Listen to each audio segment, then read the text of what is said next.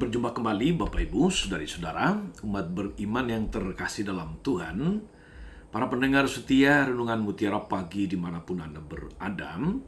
Kita berjumpa pada hari Jumat tanggal 4 Maret 2022, Jumat pertama pada masa Prapaskah sekaligus Jumat pertama dalam bulan ini. Maka jangan lupa untuk ibadah jalan salib hari ini. Hari ini saudari-saudara, saya Romagus CSSR mengajak saudari-saudara merenungkan Injil Matius bab 9 ayat 14 sampai 15. Dalam nama Bapa dan Putera dan Roh Kudus. Amin. Sekali peristiwa datanglah murid-murid Yohanes kepada Yesus dan berkata, "Mengapa kami dan orang Farisi berpuasa, tapi murid-muridmu tidak?" Jawab Yesus kepada mereka, "Dapatkah sahabat-sahabat mempelai laki-laki berduka cita selama mempelai itu bersama mereka? Tetapi waktunya akan datang mempelai itu diambil dari mereka, dan pada waktu itulah mereka akan berpuasa." Demikianlah sabda Tuhan. Bapak Ibu, saudari-saudara, umat beriman yang terkasih di dalam Tuhan kita, Yesus Kristus. Kita sedang dalam masa puasa, masa tobat. Seringkali juga kita sebut sebagai masa retret agung kita. Tapi apa sebetulnya makna puasa itu, saudari-saudara? Apa sesungguhnya puasa itu? Saya ingin memulai saudari-saudara dengan cerita mengenai Siddhartha Gautama. Alkisah, Siddhartha Gautama sedang bertapa dan berpuasa dengan amat keras. Lalu lewatlah seorang pemusik. Sang pemusik ini menyanyikan sebuah lagu dengan syair sebagai berikut. "Bila senar harpa diputar terlalu kuat, maka senar akan putus. Namun bila senar diputar terlalu kendor, akan menghasilkan nada yang fals." Mendengar syair tersebut, tersentaklah Siddhartha. Seperti mendapat pencerahan, Siddhartha tiba-tiba menyadari bahwa tubuh manusia itu ibarat senar harpa. Bila dipaksa berpuasa terlalu keras, tubuh akan menjadi sakit. Sebaliknya, bila kita terlalu memanjahkan tubuh dengan membiarkan diri makan semau-maunya, kita juga akan membuat tubuh kita tidak sehat. Saudari-saudara, dewasa ini kalau kita boleh melihat tren, kita melihat pengalaman, khususnya kaum perempuan itu berpuasa alias diet atau diet untuk menghindari berbagai macam makanan, berbagai macam minuman. Tujuannya cuma satu, yaitu supaya bisa menjaga kelangsingan tubuh dan dapat bonus tubuh menjadi sehat. Jadi bagi mereka puasa itu hanyalah alat atau sarana untuk memperoleh kesehatan serta keindahan tubuh. Saudari-saudara, umat beriman yang terkasih dalam Tuhan,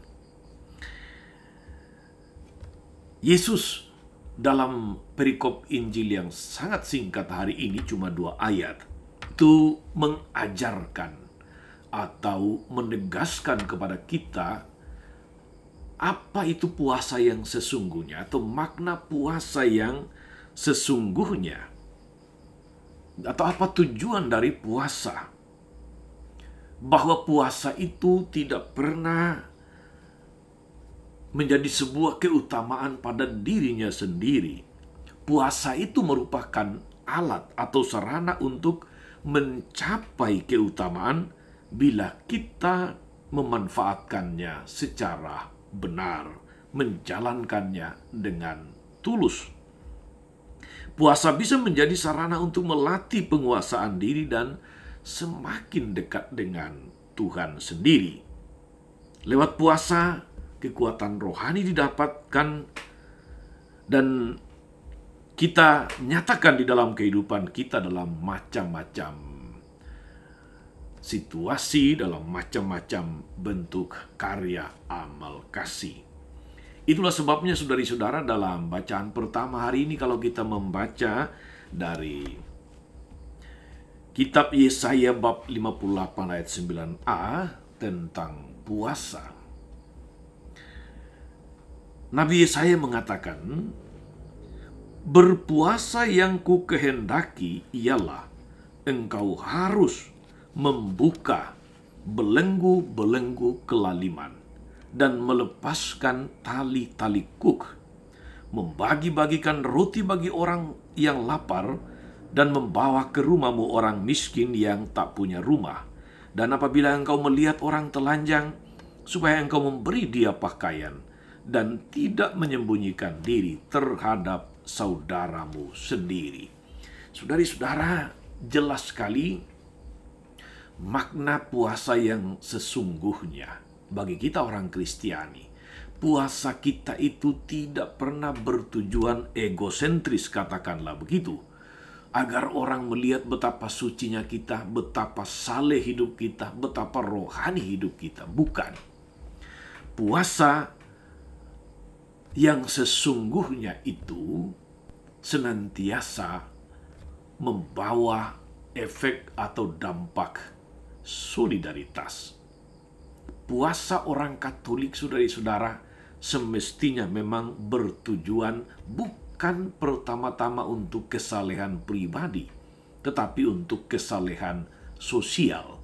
Sehingga dengan berpuasa, saudari-saudara, kita mengendalikan diri sendiri, dan sambil mengendalikan diri sendiri, kita menjadi berkat bagi orang lain. Kita berbagi, kita berbela rasa, kita bersolider dengan orang-orang lain.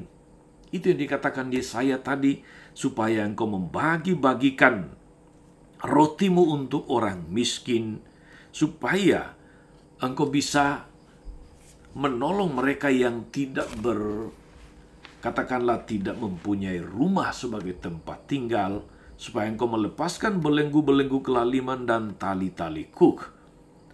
Apabila engkau melihat orang telanjang, engkau memberi pakaian dan tidak menyembunyikan diri atau menutup diri terhadap orang yang datang minta tolong. Jadi saudari-saudara, Yesus tentu sekali lagi tidak menolak makna tradisional dari puasa atau pantang sebagai tanda pertobatan. Tetapi Yesus mengingatkan bahwa tanpa kepedulian sosial, tanpa solidaritas yang nyata, pantang puasa kita lalu tidak bermanfaat. Maka kalau ada APP, aksi puasa pembangunan, atau ANP, artinya aksi nyata puasa, saudari-saudara, mari kita ambil bagian secara tulus dan tentu saja berpartisipasi secara aktif, sebab dengan demikianlah puasa kita menjadi berkat bagi banyak orang yang sungguh membutuhkan pertolongan. Selamat berpuasa, selamat tidak hanya membina kesalehan pribadi, tapi juga kesalehan sosial.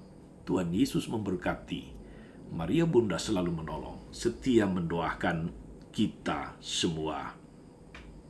Amin. Tuhan Yesus Kristus, kami bersyukur karena Engkau mengajarkan kami hari ini apa artinya berpuasa, apa tujuan puasa. Mampukan kami agar selama masa prapaskah, masa puasa dan pantang ini, supaya mampu membuka diri terhadap sesama, khususnya mereka yang lemah, yang miskin, yang kecil, yang tersisihkan dan cacat, mereka yang terdampak oleh pandemi yang berkepanjangan, sehingga pantang dan puasa kami ini memurnikan kami dari dosa dan membawa manfaat bagi sesama menjadi berkat bagi orang-orang di sekitar kami. Soalnya Tuhan dan pengantara kami sepanjang segala masa. Amin. Saudari-saudara sekalian, berkat Allah turun atas saudari-saudara. Atas mereka yang kita doakan atau kita janjikan doa atas seluruh aksi nyata puasa dan pantang kita. Segala rencana, karya, dan pelayanan hari ini, Bapa dan Putra dan Roh Kudus. Amin. Tetap sehat, tetap semangat. Jangan lupa like, subscribe, nyalakan lonceng notifikasinya. Salam 52, Tuhan memberkati.